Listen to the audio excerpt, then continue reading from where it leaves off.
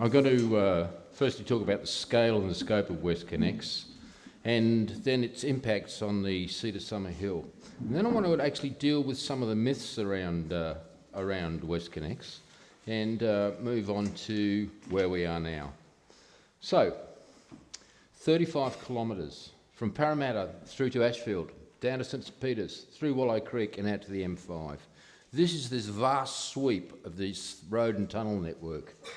It was originally in 3 sections, but now it's blown out to 5.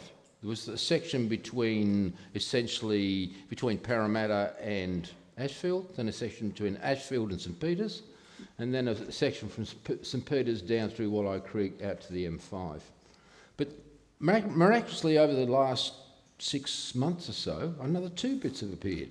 There's now a spur line that runs from basically Taverners Hill up to the Anzac Bridge. And then there's another one, there's another motorway, which is the M6, which runs down through the wetlands, down towards Sutherland. So suddenly this octopus has grown, and it keeps growing, and it keeps growing even further. Okay, so what's it going to cost? Something like $15 billion is a conservative estimate. Okay. Amanda? Can't hear? Okay, right, okay. Yeah, it's $15 billion. There is, well, what else could you do with $15 billion is one question that needs to be asked. I mean, we may debate that later on. This is the longest tunnel in the Southern Hemisphere. This sort of tunnel project has never been tested at this length. So they are entering new engineering ground in terms of this tunnel, in terms of what they're proposing to do with it. Okay, I've only got 10 minutes, probably could go on forever. So let me get on to the impacts on the Cedar Summer Hill. In a way, Summer Hill is at the heart of the storm. It's in the middle of this total scheme. Okay, now tunnels require a way in and a way out. Okay, and this is where it's going to affect most of the people in this area. We're going to have tunnel entrances, portals as they're called, in and out at Concord. We're going to have portals and ramps in Frederick Street and in Wattle Street. We're going to have portals and ramps on Parramatta Road in the vicinity of Ashfield Park and Yasmar, possibly on the Brescia site. WestCon has got an option to resume the Brescia site. They're not saying very much about it, but Woolworths has actually told us more about what's going on there because they've also got an option on that site than WestConnex has. So it looks as if WestCon is not interested in a mixed hybrid sort of development where you might have retail and you might have the portals underneath. They're actually talking about, no, we're not interested in that, we want the whole site. And in fact, that site has been identified by all 3 of the tenderers as being a number 1 priority for the portals in and the portals out. You know what I'm talking about? Brescia site, opposite Yasmar? Okay. All right. Now, the other portals and ramps are going to be around Tebbit Street and Old Canterbury Road. Now, the interesting thing about all of this is that they are not saying where any of this is happening. There's been a total, really, silence on information. We've been trying for 12 months to get information about this scheme and about the details of this scheme. We've been able to put together little bits of information here and there. So this is actually a summation of what we've learnt and some assumptions about what they're going to do. Now, tunnels require ventilation. And for this particular scheme, they're proposing unfiltered stacks. That's stacks with no ventilation in them. Okay, so where are these stacks likely to be? There's likely to be one in Concord, in Islay Park. There's likely to be one on the Ashfield Brescia site on Parramatta Road, or adjacent to Yasmar on the other side of the road. Okay, we understand that they've actually resumed a property outside the boundary of Yasmar, but 2 doors up from the corner of Parramatta Road, and it's possible that's where they're going to put the stack. Okay, they're going to possibly put a stack in the Jaguar Reserve, adjacent to the City West Link. There's probably going to be one in Leichhardt, near the Anzac Bridge. Okay, there's going to be one probably at Taverners Hill or in Camperdown, and probably one in St Peters Park. Okay, now I'm not going to talk any more about ventilation because we've got an expert up here who will be talking about those issues later on. So, what are the myths about WestConnex? The first myth is it will remove surface traffic congestion. We all know that Parramatta Road is a basket case. We all know that something needs to be done about Parramatta Road. This tunnel is not the solution. What this tunnel will actually do is to draw traffic into the area, okay? And what it will also do is that a lot of people will actually not use the tunnel because it costs money. So instead of taking traffic off the surface roads, it will actually increase the amount of traffic in the area, okay? The second myth is that it will reduce travel times. This is the big selling point for WestConnex, you know. Oh, basically you're going to save 57 sets of traffic lights between town and the airport, which means traders can get there more quickly and there's going to be massive economic benefits. I mean, essentially, if they build it in sections, which they're proposing to do, it will actually dump traffic onto the City West Link and onto Parramatta Road. And from the plans that were released 10 days ago, it's going to dump traffic onto King Street, Newtown.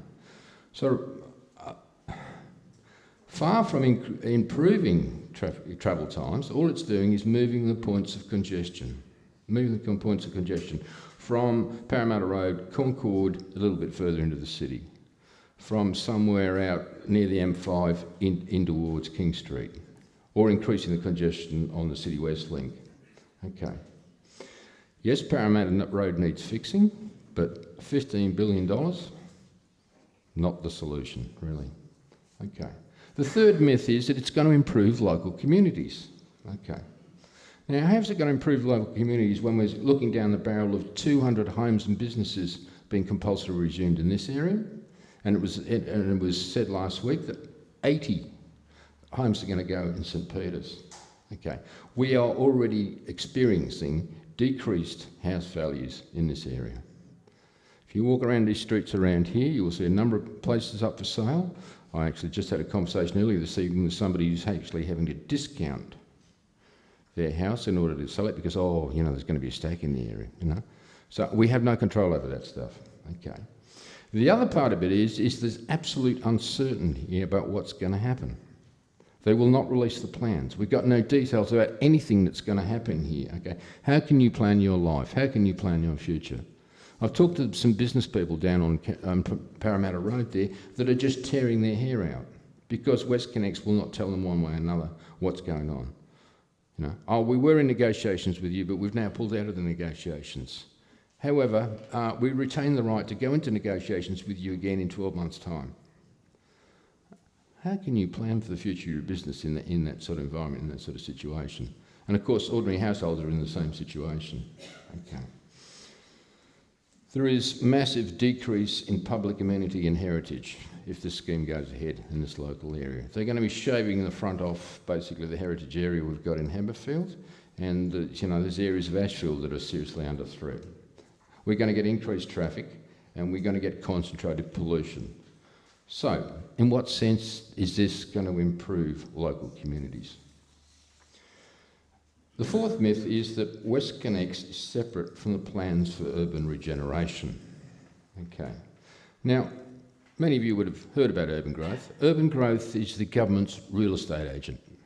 What they're charged with is the redevelopment of basically large areas of, like the inner west and of the city, okay? So their job is to actually resume places, okay, your place, my place and the place next door, and to parcel those up into lumps of parcels to on-sell to developers, okay?